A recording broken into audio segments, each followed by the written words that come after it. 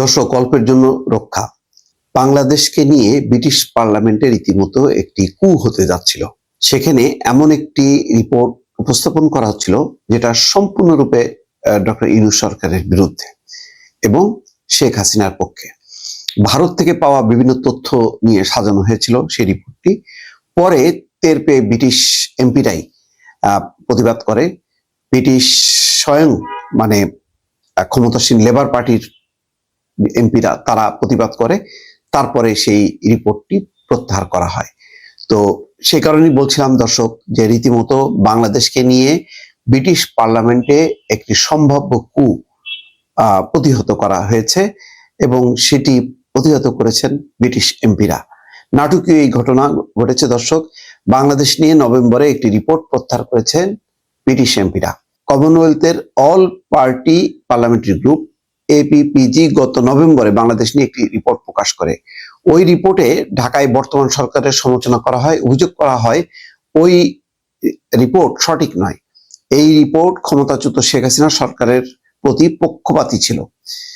এমন সমালোচনার পর ওই রিপোর্ট প্রত্যাহার করেছেন ব্রিটিশ এমপিরা। এই খবর দিয়েছে অনলাইন গার্ডিয়ান। এতে বলা হয়, লেবার দলের একজন এমপি হাউস অফ কমন্সে এই রিপোর্টের বিষয়ে আপত্তি তোলেন। এই বিষয়ে কর্মকর্তারা বলেছেন তারপর আর ওই রিপোর্ট ডিস্ট্রিবিউট করা হয়নি এবং তা পর্যালোচনার পর্যায়ে আছে। একজন মুখপাত্র বলেছেন, যে বিষয়ে প্রশ্ন তোলা হয়েছে তা অভ্যন্তরীণ ডকুমেন্ট, পর্যালোচনার পর্যায়ে রয়েছে। গ্রুপটির ব্যাপক প্রক্রিয়ার অধীনে তা পররাষ্ট্র মন্ত্রণালয়ের সঙ্গে শেয়ার করা হয়েছে। এই অবস্থায় ব্যাপকভাবে এই রিপোর্ট প্রচার করার ইচ্ছে নেই। APPG এটার আর কোনো ফলো আপ করবে না। সাংবাদিক কিরণ স্টাচি এবং ডেভিড বার্গম্যানের লেখা ওই প্রতিবেদনে আরো বলা হয়, খালা শেখ হাসিনার দল আওয়ামী লীগের সঙ্গে গোপন সম্পর্ক থাকার অভিযোগ আছে ব্রিটেনের সিটি মিনিস্টার টিউলিপ সিদ্দিকীর বিরুদ্ধে। এই অভিযোগে তিনি পদত্যাগ করেছেন। এর ফলে জোর অভিযোগ উঠেছে যে ব্রিটিশ রাজনীতিতে হস্তক্ষেপ করছে আওয়ামী লীগ। গার্ডিয়ান লিখেছে, APPG'র the ongoing situation in Bangladesh শীর্ষক রিপোর্ট প্রেসের কাছে প্রকাশ করা হয় নভেম্বরে। কর্তৃত্ববাদী শাসনের বিরুদ্ধে ছাত্রদের নেতৃত্বে বিদ্রোহের মুখে ক্ষমতা হারান শেখ হাসিনা। এর 3 মাস পর APPG ওই রিপোর্ট প্রকাশ করে। বাংলাদেশের সেই গণঅভ্যুত্থানকে মোকাবেলা করা হয়েছিল নিষ্ঠুরতার সঙ্গে। নিরাপত্তা রক্ষাকারীরা দমন পীড়নে ব্যর্থ হয়। এর ফলে প্রায় 1000 মানুষ মারা যান। APPG রিপোর্টে ধারাবাহিকভাবে শেখ হাসিনার উত্তরসূরি শান্তিতে নোবেল পুরস্কার বিজয়ী ডক্টর মোহাম্মদ ইউনূসের ধারাবাহিক সমালোচনা করা হয়।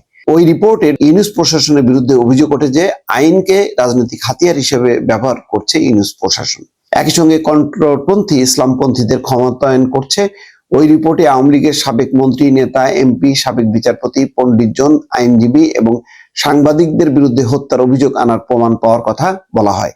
এক্ষেত্রে তারা নয়াদিল্লি ভিত্তিক রাইটস অ্যান্ড রিস্ক অ্যানালাইসিস গ্রুপের কাছ থেকে তথ্য পাওয়ার কথা বলে, দিল্লির কাছ থেকে এই তথ্য পাওয়ার কথা বলে। কিন্তু এতে হত্যার শিকার মানুষের সংখ্যা খুব কম করে দেখানোর জন্য বিশেষজ্ঞরা ওই রিপোর্টের সমালোচনা করেন। কারণ ওই রিপোর্টে দাবি করা হয় শেখ হাসিনা দেশ থেকে পালিয়ে যাওয়ার পর বেশিরভাগ হত্যাকাণ্ড ঘটেছে।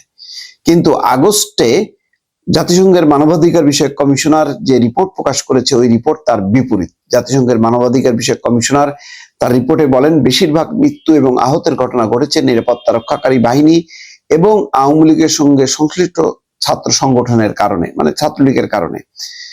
APPG রিপোর্টে বলা হয়, ঢাকায় নতুন সরকার অপরাধের জন্য 1,94,000 মানুষের বিরুদ্ধে অভিযোগ গঠন করেছে। কিন্তু বিশেষজ্ঞরা বলেন সম্ভাব্য অবরোধে জড়িত বলে পুলিশ তার রিপোর্টে যে সংখ্যা উল্লেখ করেছে সেই সংখ্যা সেটার মতোই। ব্রিটিশ দলের এমপি রূপা হক সম্প্রতি বাংলাদেশে সময় কাটিয়েছেন। তিনি এই সপ্তাহে হাউস অফ কমন্সে এই রিপোর্টের সমালোচনা করেন। তিনি প্রশ্ন করেন, আপনার সরকার কি করেছে এসব মিথ্যা তথ্য পার্লামেন্টে প্রকাশ করে? লন্ডনে school of oriental and African স্টাডিজের প্রফেসর নওমি হোসেন বলেন, APPG'র ওই রিপোর্ট মৌলিকভাবে ত্রুটিপূর্ণ। জবাবদিহিতার হাতিয়ার হিসেবে এটা সম্পূর্ণ ব্যর্থ। APPG'র একজন মুখপাত্র বলেন, তারা কমনওয়েলথ অফ নেশনসের দিকে প্রতিষ্ঠান হিসেবে বেশি মনোনিবেশ করবে, তারা দেশভিত্তিক আর রিপোর্ট প্রকাশ করবে না। তার মানে একটা সম্পূর্ণ ইউনূস সরকারের বিরুদ্ধে একটি রিপোর্ট তারা প্রকাশ করতে যাচ্ছিল, যেটা ব্রিটিশ এমপিরা টের পেয়ে প্রতিবাদ করেন এবং ফলে রিপোর্টটি স্থগিত হয়ে যায়। দর্শক, ভালো থাকবেন। আল্লাহ হাফেজ।